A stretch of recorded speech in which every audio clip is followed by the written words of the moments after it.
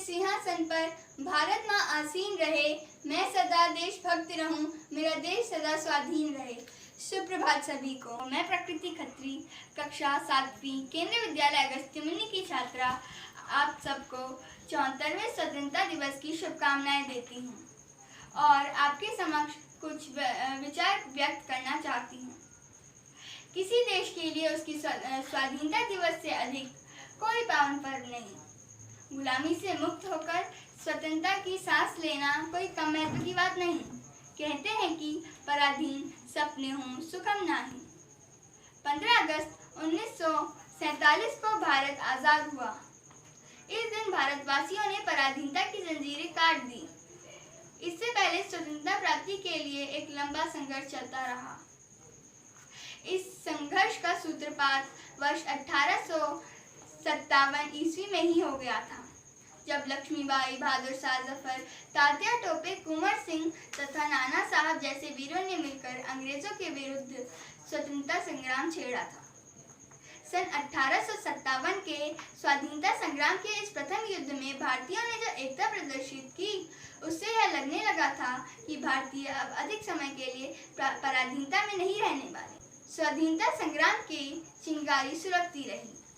अंततः इसी भारत भूमि पर महात्मा गांधी, तिलक, गोखले, लाला लाजपत राय तथा मोतीलाल जैसे अनेक नेताओं ने अंग्रेजों के विरुद्ध संघर्ष का बिगुल बजा दिया।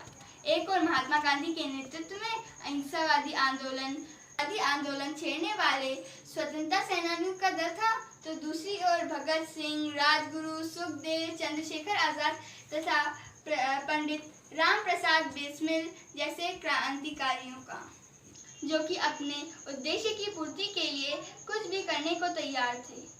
सुभाष चंद्र बोस की आजाद हिंद फौज ने अंग्रेजों से लोहा लेना शुरू कर दिया था।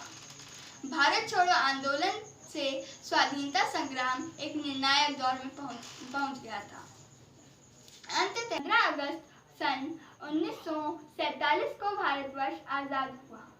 अंग्रेज भारत छोड़कर चले गए। हम हर वर्ष 15 अगस्त को स्वतंत्रता दिवस के रूप में मनाते हैं। आज हमारा देश तेजी से विकास कर रहा है। देश तेजी से तकनीक, शिक्षा, खेल, वित्त और कई दूसरे क्षेत्रों में विकास कर रहा है, जो कि बिना आज़ादी के संभव न था। परमाणु ऊर्जा में समृद्ध देशों में एक भारत है। Olympic, Commonwealth games, Asian games जैसे खेलों में भारत सक्रिय रूप से भागीदार है। आज भारत का गौरव विश्व भर में और भी ऊंचा हो रहा है। भारत में उद्योग बढ़ रहा है। शिक्षा के क्षेत्र में देश ने नई ऊंचाइयों को छुआ है। भारत के छात्र विश्व भर में देश का नाम रोशन कर रहे हैं।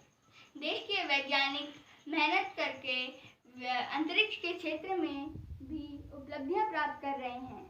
चंद्रयान 2 इसका सबसे बड़ा उदाहरण है। देश के हर नागरिक को देश की प्रगति को ध्यान में रखकर काम करते रहना चाहिए, क्योंकि ऐसे कई क्षेत्र हैं जहां भारत को